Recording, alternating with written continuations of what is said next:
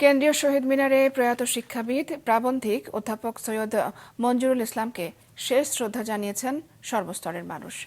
বারডেম হাসপাতালের হিমঘর থেকে সকাল 11টায় সৈয়দ মঞ্জুরুল ইসলামের মরদেহ নেওয়া হয় কেন্দ্রীয় শহীদ মিনার প্রাঙ্গণে।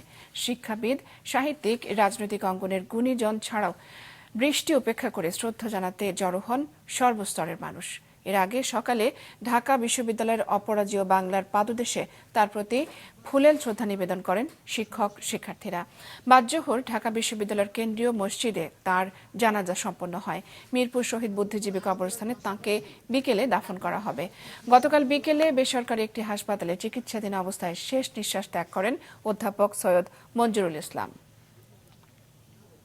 ঢাকা বিশ্ববিদ্যালয় তার শ্রেষ্ঠ শিক্ষকদের মধ্যে একজনকে আজকে হারালো। ছাত্র সমাজও তাদের শ্রেষ্ঠ শিক্ষকদের মধ্য থেকে একজনকে আজকে হারালো।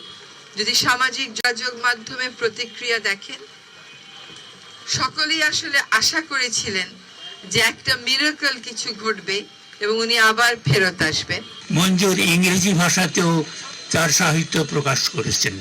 এই যে বিরল একজন মানুষ, তার মধ্যে কখনো আমরা বিনয়ের কোনো অভাব দেখিনি। তার মধ্যে কোনো অহংকার ছিল না।